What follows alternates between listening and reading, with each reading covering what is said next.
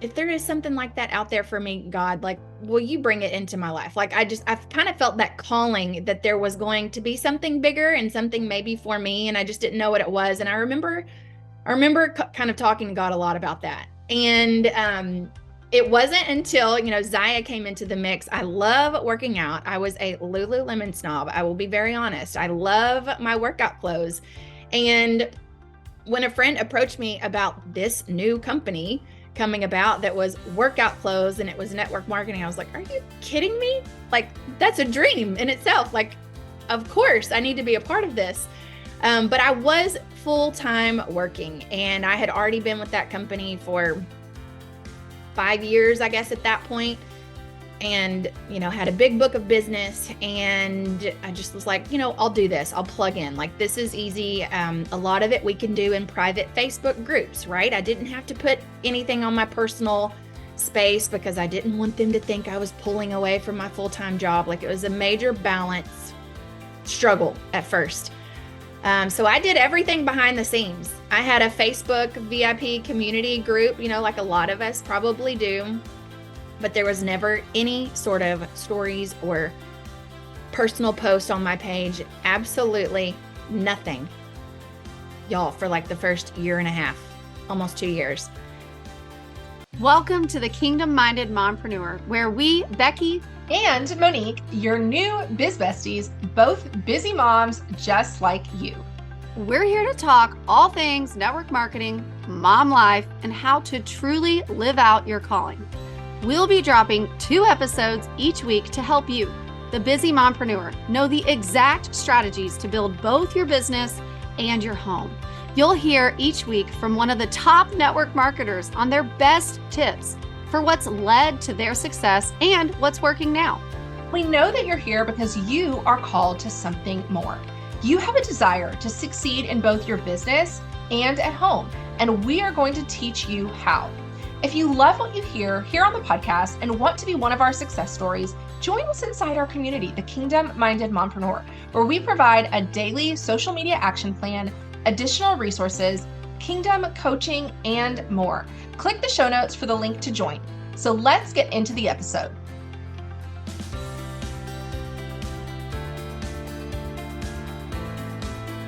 Hey friends, I am so excited. You guys are in for a major treat today because Monique and I are sitting down with a leader of leaders. I'll talk about her in a second, but Monique, I know you're excited too about this conversation. How are you doing today, Monique? Yes, it's summertime. So, It's summer. it's a whole new kind of crazy when you're a mom in the summer.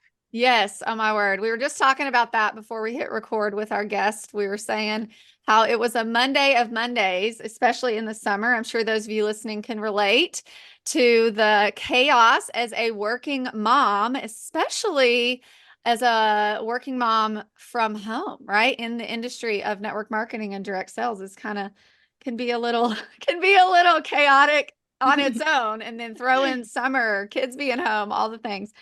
So you guys, I am just thrilled about this because a little backstory. So Monique and I both went to Harding University, which is where we met our guest, but neither one of us were really like, I would say good friends with her, is more of an acquaintance. And I watched her from afar. I actually played basketball in high school and for the majority of my life. And so I was at a lot of the Harding basketball games. I wouldn't go as far to say all of them, but I was at almost all of them. And so I'm so excited that we get to sit down today with Tinley Bone. She is a Zaya leader of leaders, really, truly, and an elite Zaya leader. She is a mom of 2 littles and a bonus mom of 2 teenagers. I thought that was fun. And I'll take all the prayers right yes, now. all Go the ahead and prayers. send me the prayers before we even start this thing. Right? Yes, I know. And so we were just talking about how, she was in sales for 10 years prior to being a part of this industry. And, just also her background in playing college basketball. She played at Harding, and that just love for being a part of a team has obviously led to her developing some really incredible leaders and building this beautiful, beautiful team atmosphere and in her company. And so I am so excited to dive into this conversation. She even mentioned beforehand that she had transitioned from working full time in sales, even and then kind of building behind the scenes. So we'll have to get into that in a minute. But thank you so much, Tinley, for joining us. We're so excited that you're here with us today. I'm so happy to be here. I always love spending time with y'all. So this is a treat for me. So sweet Oh, of y'all to think of me. Oh, yes. thanks. We're glad you're here. Well, since I know I kind of gave away some of the big parts of your story, but I would love for you to share a little bit about who you are and what led you to this industry. Yeah. Well, it's funny. I look back on it. Everything is 2020, right? Hindsight. When Yeah. you look back and kind of like get to tell someone how you kind of came about into this network marketing gig. And I didn't really think anything of it at the time, but I saw a lot of our friends, right? There's a lot of Harding girls that I have seen over the years or previously that were successful in different companies and like being a part of a sisterhood and teams, and they were getting to travel the world and all kinds of fun things. And I never felt the connection or the passion maybe for what they were selling or what they were doing, but I thought, man, it's such a neat deal to see how into adulthood they get to have friends and they get to be a part of something bigger than themselves, right? Because when you're a mom, you kind of feel like you're isolated on an island for the most part, right? Especially in those early years. And so I saw a lot of that happening. And I remember being up at night and being on social media and just thinking, like, if there is something like that out there for me, God, like, will you bring it into my life? Like, I've kind of felt that calling that there was going to be something bigger and something maybe for me. And I just didn't know what it was. And I remember kind of talking to God a lot about that. And it wasn't until, Zaya came into the mix. I love working out. I was a Lululemon snob. I will be very honest. I love my workout clothes. And when a friend approached me about this new company coming about that was workout clothes and it was network marketing, I was like, are you kidding me? Like, that's a dream in itself. Like, of course, I need to be a part of this. But I was full-time working, and I had already been with that company for 5 years, I guess, at that point, and, had a big book of business. And I just was like, I'll do this. I'll plug in. Like, this is easy. A lot of it we can do in private Facebook groups, right? I didn't have to put anything on my personal space because I didn't want them to think I was pulling away from my full-time job. Like, it was a major balance struggle at first. So I did everything behind the scenes. I had a Facebook VIP community group, like a lot of us probably do, but there was never any sort of stories or personal post on my page. Absolutely nothing, y'all, for like the first year and a half, almost 2 years. So I built my business, recruited, did parties, did everything while I was working a full-time job, and I still wasn't even able to fully show up on social media. So it's funny, all the leaders that I've talked to in Zaya, they're like, how did you even keep that, like a secret? I'm like, well, it wasn't really a secret. It was just, I felt so much loyalty to my full-time job and my customers that I didn't want them to feel like I wasn't doing that job too. So I burnt the candle at both ends for a little bit. And I had a 2-year-old, at the time. She was maybe 1.5, 2, and it was a lot. It was definitely a lot. We had lots of conversations, my husband and I, about like, you got to slow down. You need to slow down. But I saw such an opportunity here that I wanted to run. So Yeah. Well, and it makes it enjoyable. Like if you know the vision that you're working towards, you're so absolutely, focused on that vision that it's worth it, right? So absolutely. I'm curious because I hear 2-year-old full-time job. I'm like, oh my goodness, I would be overwhelmed. Can you tell us a little bit about what kind of sales were you in? So I actually worked for a music company. But it's music that you hear on network television. So CNN was my biggest client. Fox News, all the news stations. So like your hometown news networks, there's usually like 4 different channels, right? We sold news music packages. And we kind of we're like, there's only a handful of companies that do that sort of thing. but like even custom music. So like the Olympics and Meghan and Harry's wedding. We did that music package Wow. for their wedding, but it was very fun and interesting and very cool. And I worked from home. So I was able to, in 30-minute increments here and there between conference calls or things like that, I was able to plug in Zaya. And thankfully, I could schedule things out and get things done that way. So So very what, opposite from selling leggings and sports bras. They yeah. were not they Well, were not the same. that's what I was going to say. Is like those are two different industries, but what are some of the skills that you feel like you learned in your full-time job that prepared you for the direct sales industry? Well, in what I did, it was mainly over the phone, right? So I worked from home and most all of my clients were over the phone. And so communicating with them is the number one thing. And a lot of people think that communicating is talking, and it's really not. It's a whole lot of listening. So I think that people tell you so much about themselves if you'll just pay attention.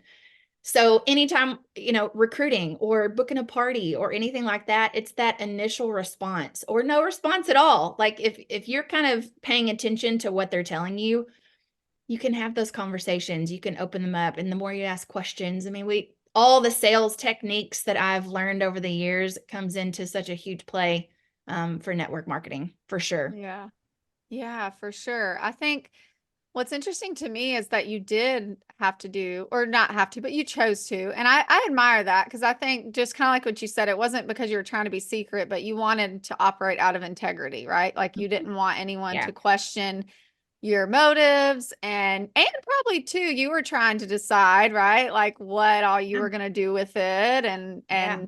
how much, success you would have and just where it would go. And so once you realized, that, okay, maybe, I don't know. I'm curious, like, did you and your husband have a conversation? Like you have to choose, We like, did. how did that We transpire where you did. were like, okay, or was it this, okay, there's a lot of potential and did you plan it out, the transition, or was it a just rip the Band-Aid off? Like, let's talk about No, that it for a was minute. it was definitely a plan. It was Yeah, definitely a because plan. And there are a lot of women out there that would love to do what you've been able to do. And so I just think hearing from the perspective of you walked that journey, it's terrifying, right? Of very. walking away from something that was, yes, sales isn't always secure, but to a degree, right? Like you had been with a company for a significant amount of time. It was steady income. Yeah. Obviously had figured it out, good relationships. And then now you're like, okay, I'm going to step into this other thing Mhm. that you felt called to full Yeah. time. What did that journey look like? So we kind of went back and forth about, it wasn't like that I had to choose, but it was that I kept wanting to only do Zaya. Like I kept thinking like, if I could just focus on this, if I were able to focus on this full time, how much more of a difference could I make? How many more people's lives could be changed?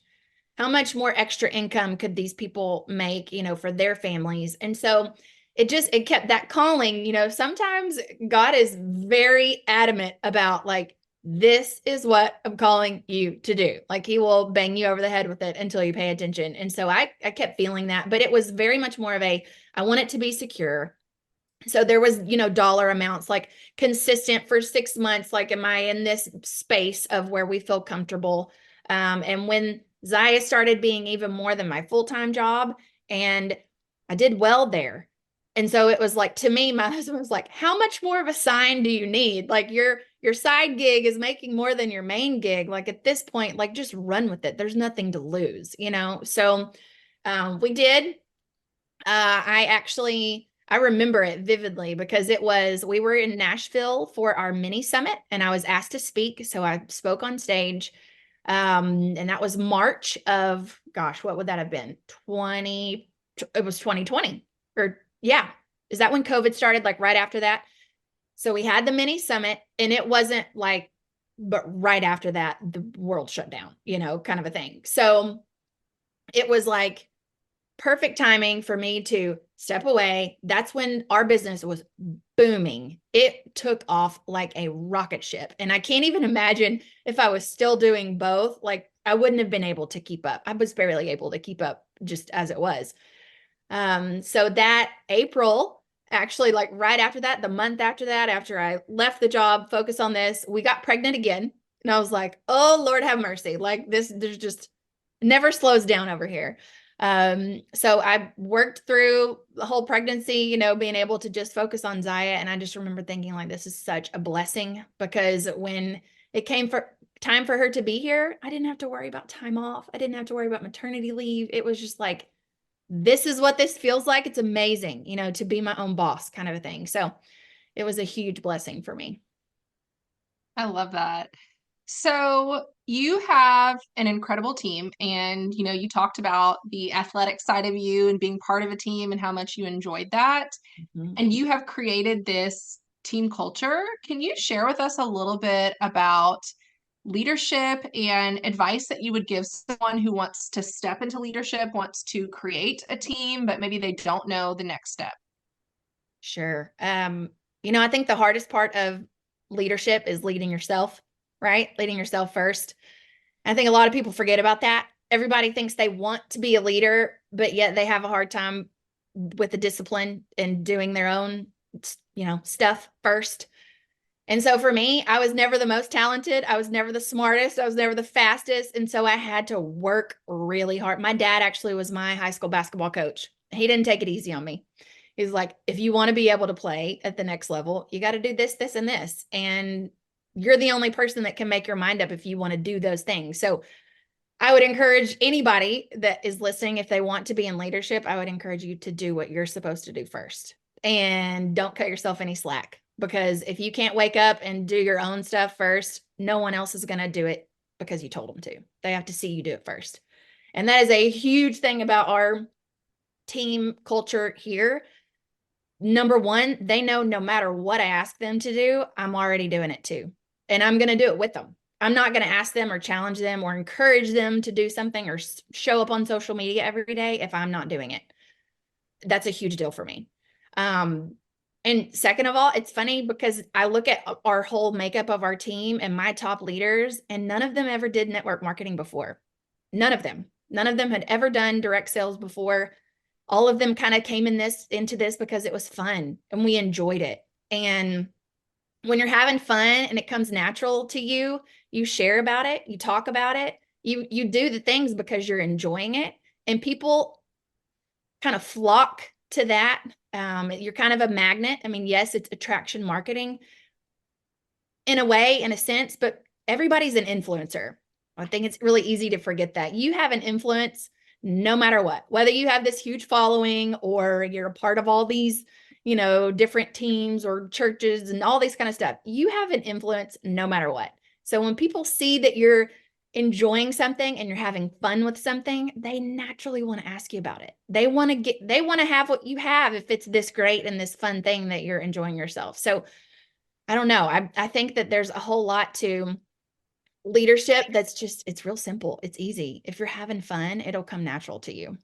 Yeah, I love that. And I do think, like you said, people will be drawn to you if they see, and it's not about showing the shiny, like incentives or things that you're, saying, oh, I've earned this or that, but it's more or less this concept of letting people go along the journey with you, and just kind of being willing to show up and share, and that consistency, because it does build trust. So I'm curious, you mentioned none of them had been in network marketing or direct sales before joining your team. And you obviously, I know several of the leaders on your team. So I'm curious, I know people listening to this might think like, that all sounds amazing, but like, where are these people at? How do you find these people, right? Like, how do you find the people that actually want to build and are willing to put in the effort, right? Because yes, first we have to set that standard as leaders and show up and do the thing, right? Right. Because we want to not only have that trust with our team that they're saying, okay, well, if she's doing the thing and saying they're watching it work for you, I know that if I do X, Y, and Z too, it'll work for me. But how do you find those people that are willing to put in that work? Well, I think you just have to find the people, right? It's not which ones are wanting to build or whatever. I love looking at it as almost like a deck of cards, right? The more people you talk to, like you might find somebody that's a two. Maybe they don't really want to dabble in building a team. Maybe they just want a discount. But then you're going to flip over an ace. You're going to find these aces, these queens, these kings, but you have to turn over the cards. You have to have those conversations. Like network marketing is you networking. And if you're not out there every single day talking to people, whether it's in person at the grocery store, if it's at your gym, if it's, I mean, we're athletic wear, right? So I'm thinking the gym, I'm thinking all those places, but it's also meeting new people on Facebook and not being afraid to say, hey, connect me to your friend. I know y'all are in a running group. Like, I would love to help her with a pair of leggings. It's God didn't give you a spirit of fear, right? That is not something that he planted in us, especially women. I'm like, why do we have the most fear, right? Why is it like we're so afraid of what people think about us? And it's probably because of social media, right? It's been a huge thing for the last however long.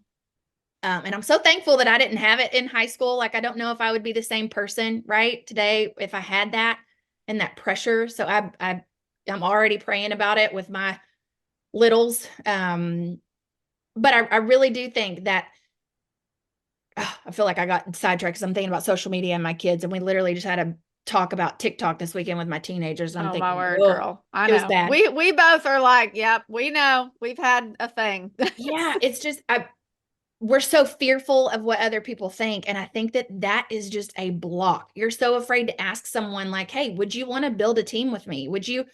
Could you see yourself doing this?" And we're so afraid to just have that initial conversation.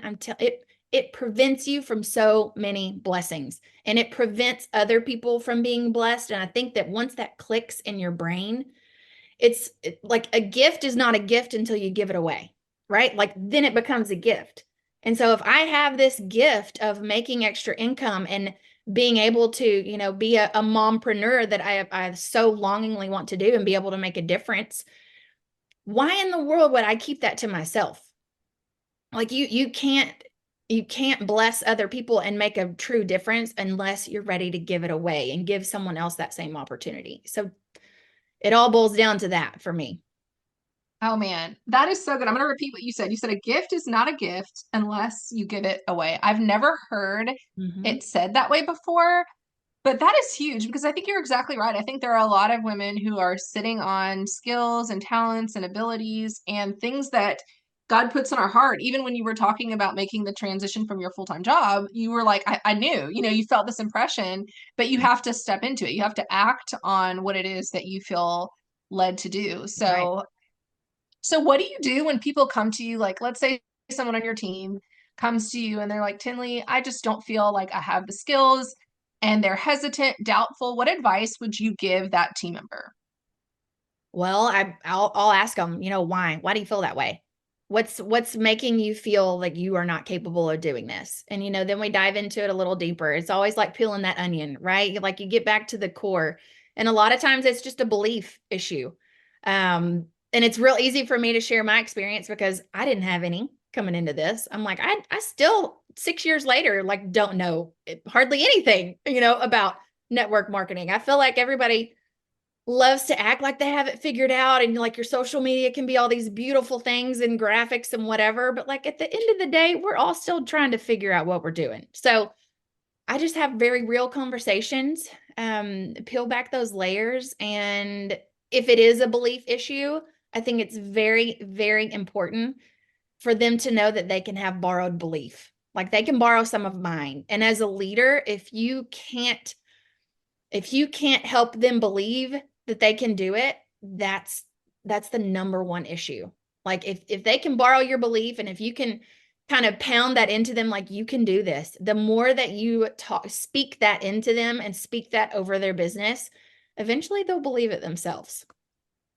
I love that. I think you're exactly right. I mean, because so many times people feel like, well, I can't do what you've done, right? They don't have that confidence because they haven't done it. But that is, and even too, as a leader, if they struggle with it, then it's like they need to maybe check in with themselves and their own belief, right? Their own struggles in that arena. So You are obviously very intentional. I want to pivot for a minute and talk about social media. So you are very intentional with social media, showing up, sharing different outfits, and obviously you're like we've talked about workout gear, and I would just love to hear your perspective on how do you stay so consistent? Because I think that's what a lot of people struggle with. And so maybe what would you tell someone if they're like, I know I need to be consistent? Like, do you batch out your content? Is it more of just an organic, like a habit that you formed? Like, let's talk. I want to hear a little bit about that. So I feel like it's a little bit of both. I feel like it's habits, for sure. And so a lot of people like, granted, I have the luxury of the no full-time job right now either, right? So yes, my time is a little bit different from someone that may be in a full-time position. But when I did have to schedule those things, I was very adamant about having something scheduled for every single morning because mornings are rough, right? They're hard. And I kind of nerded out a little bit with Facebook algorithms. And I knew that, like, something first thing in the morning, everybody wakes up and they look at their phone. They do. We all kind of do it. We check our phones or like, they get to their office a few minutes early and they scroll. So like, I want them to see something first in the morning of like what my outfit was, whatever. And that's what I've just encouraged all of my teammates to do. If you are a busy person, you have to plan ahead. Thankfully, we can still schedule stuff in Facebook. So schedule it out. But I also think it's non-negotiables. That whole leading yourself first it is ingrained in my brain. And so there's not a day that goes by that I don't post in my stories or I don't post in my VIP group or really don't even post on my personal page now. Like I am in all of my chats of my teams. And if there was a day that went by that they didn't hear from me, they're checking on me because now to them it's weird. If they don't see something on my Facebook, you okay? Where are you? Like you alive? Like let's do a welfare check. So I think that's very important because consistency looks different for everyone. It's not, take it for example, that 75 hard, right? You've seen all these people doing 75 hard. And I'll just be honest, 75 days of something freaks me out. Like committing to something for 75 days, I'm like, I don't know. And then you tie in the word hard and you're like, who really wants to do that? Like 75 and hard, like, eh. But the whole point of being consistent in network marketing isn't that you have to check all the boxes every single day in order for you to like get the reward at the end. And so like 75 hard is the thing, like if you miss one, you have to start over, right? That's the whole challenge. But thankfully, that's not what this is. You don't have to completely start over every single day if you don't check all the boxes. And so like right now we're calling it summer 7 because I'm like, y'all, we're not calling this summer 75 hard. Like our team is doing summer 7. We're keeping it 7 days at a time. And there's boxes, for them to check, but I'm very clear with them. Like, hey, if you only check one of those boxes today, to me, you're still showing up. Tomorrow, maybe you can get all of those boxes checked and you are winning at life that day, right? But if all you can give for your business is a couple of those boxes the next day, 3 or 4 the next day, maybe you only get one the day after that. To me, that's still consistent. You're still showing up in some sort of way for yourself, for your business, for your team, whatever that looks like is just different for everyone. So I think we have a warped sense of what consistency is. And then if you don't do it all, then you're paralyzed and you don't do something. Like you got to do something every day. Doesn't have to be all.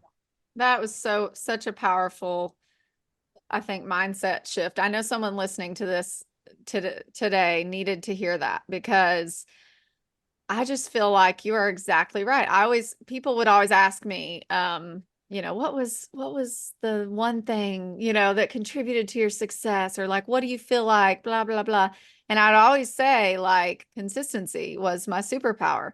And you're exactly right though, because it wasn't like I did everything every day. It was that I just showed up in some way every day. And I just think that is so powerful. I mean, that really is. And so, obviously the women listening to this primarily are moms, so working moms. So you obviously have a variety of hats that you wear. Blended from families. Woo. little bits to the Mhm. teenage drama. Oh yeah. So I would love to hear how you balance being a working mom. Well, I think it's important to remember when you are doing this, like why am I doing Zaya, right? Like why am I even doing this side gig? Like I don't want it to add stress. I don't want it to bring frustration to my family. Like it, oh, did y'all see that fly? There's a fly on me. And for me, it was if I'm scrolling through and planning parties and doing that while I'm trying to do bath time, it doesn't work. It doesn't work. Like that's not why I'm doing this. Like I'm doing this so that I can be a better mom, and my kiddos don't deserve a mom that's, frustrated and lashing out because I'm trying to do too many things. So I learned that the hard way. And give yourself 30 minutes after they go to bed. I promise you, your brain will function better. You'll be a better mom. You won't be as, impatient. I really do think that that is the toughest thing. And I remember Charlie, my oldest, she is now 7. I remember I was getting Carter down to bed, and Carter was little at like maybe 1, I think, at this time. So Charlie would have been 5. And put Carter to bed. And so that to me, it was like, okay, I can do something really fast on my phone, respond to messages, schedule some content, whatever. Well, Charlie wanted to sit on the couch and watch a show. I don't even remember what it was at the time, but I was trying to do that while she was watching the show. The show ended and she was like, Mom, you didn't even watch the show with me. You were on your phone. And I didn't think anything of it because she was so glued into the TV, but it meant something to her that I wasn't giving the show my attention with her. It was that quality time. And she was so little. And I just remember thinking, that's it. I'm not gonna take that away from her anymore. And I really do think that it unlocked a better sense of I don't know, I was very intentional with my time. And we all know, busy people know you get stuff done, especially when you're intentional with that. So I really think that it's better if you just set the block of time aside and don't let it take away from your kiddos. You'll be Yeah. better at what you do because of it. Yes. I love that you shared that about the phone because, we talked earlier about kids and social media, and we can say so much about the future generations. But I think also for us having discipline with our phones and the time that we're spending, on social media or working from our phones when we're with our children, it does make a difference and make an impact. So I love that you were able to recognize that aspect. It's a So daily thing. It's a daily thing that I have to remind myself of too. Just like the being, habits and being consistent, I have to remind myself that yes, yes. daily. Well, and when you think of like when you were telling that story, I was just thinking last night I was watching a movie with my son, and it was the same thing. Like I thought of, oh, I need to get this thing off Amazon, or I need to do this or this. And I was like, Monique, don't pick up your phone. Do not pick up your phone. Just be intentional about like for 2 hours you can watch a movie. And yeah, it's just like such a good reminder that they want us to be present and they notice those things. Like they're very observant. And Yep. how can we ask our kids to have discipline with their cell phone or with social media if we're not doing it ourselves? Mhm. So I I love that you agree. shared that. Yeah. So Tinley, obviously you're very open about your faith, and I know you shared how you felt like God was leading you to where you are now, but can you share a little bit about how has your faith impacted your business? Oh, wow. I mean, I feel like that's been everything for me, really, because it was faith to even take the leap. I had never done network marketing before. Just walking through that door and saying yes, like, all right, I'll give it a shot. That was step number 1.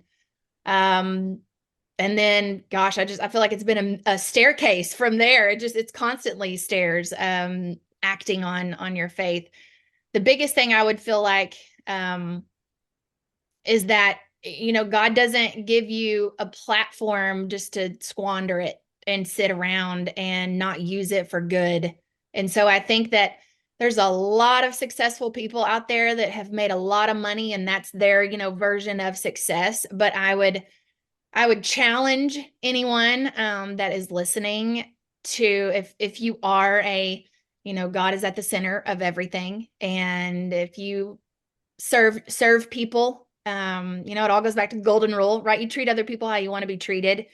I think that you being an influencer and making a lot of money, at the end of the day, it's not the most important thing. So keeping the main thing, the main thing. I mean, we're winning souls, right? Like that's really what we're doing. And if I can do that, if I can be Jesus, be the hands and feet of Jesus while I'm selling leggings and sports bras, and that goes to even like my customers.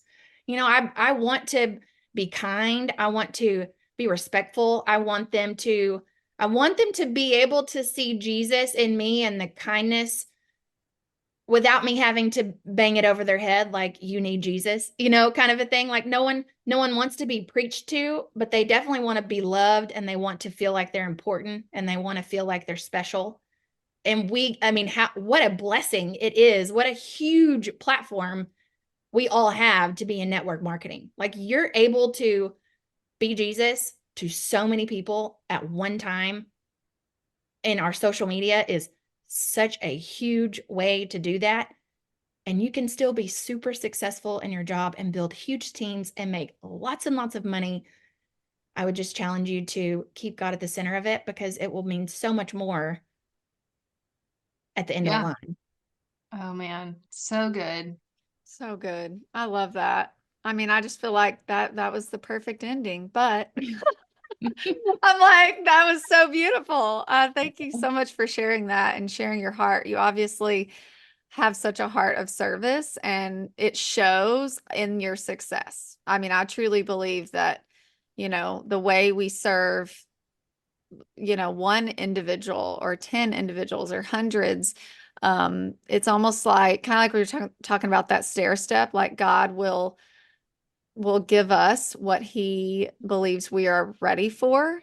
And it really does start with just having that compassion and servant heart. And you just obviously operate out of that. And so I'm proud of you. I love what you're doing. I've loved watching your journey. And it's just really cool to be able to cheer so many other women on in this industry that I, at some point in time had a connection with in the past, right? I love Like, it. it's It's just so very cool. fun. All these, like you said, so many hearting women. It's just been really cool to watch. And it's interesting too, because a lot of them I knew, but I wasn't like Right. best friends with. I'm sure you felt the same way, but it's just so cool how so many of us have really just grown these incredible teams and just this legacy that we've all built is just very cool. So as we wrap up, we always like to ask our guest, what is their definition of the kingdom-minded mompreneur? So I'd love to hear that from you. Well, I think we kind of covered that, keep the main thing the main thing. I think that if anytime you're talking to someone, how can I be Jesus in this situation? How can I respond in a way that they know where my heart is? I think that's more important to me than anything. That my team, my customers, they know where my heart is without me having to tell them that I love Jesus and that's the most important thing in my life. If they can see that in how I talk to them and how I show up on my social media, how I speak and how I train my team, I think that that's at the end of the day, that's the kingdom mindset. Like you really are focused on the main thing, and that's to win people to heaven one day. Yes. Oh man. Tinley, thank you so much for being with us today. I feel like we could keep talking This is so forever. fun. I'm like, this could be hours long. But if somebody is listening to this and they want to connect with you, whether they want to buy some leggings or they want to follow you on social media, can you share with them where they can find you? Of course. So on Facebook and Instagram, it's Tinley Bone. I think I'm the only Tinley Bone on Instagram and Facebook, but I also have a community group and I think there's like 1.5 thousand of us in that VIP group and it's our safe space. It's called Zaya Every Day. And it's the best group of women that you could ask for. And a ton of those people I've never even met before, but I'd call them some of my closest friends, customers all around the world. So I sure would love to connect with anybody who would like to be a part of it. Thank you. Yes. Thank you so much for hanging out with us today. We You're appreciate so you. welcome. This was so much fun. I appreciate y'all. Thanks so much for listening to the Kingdom Minded Mompreneur. If you loved what you heard today, could you stop and give us a 5-star rating and review? It helps our visibility on podcasting platforms so others like you can hear more of this message. Also, if this episode encouraged you, we would love for you to pass it along to your own biz bestie and anyone else who could benefit. Lastly, don't forget that if you want to hang out with us just a little bit more, join us inside the Kingdom Minded Mompreneur community. Click the link in the show notes. Bye for now.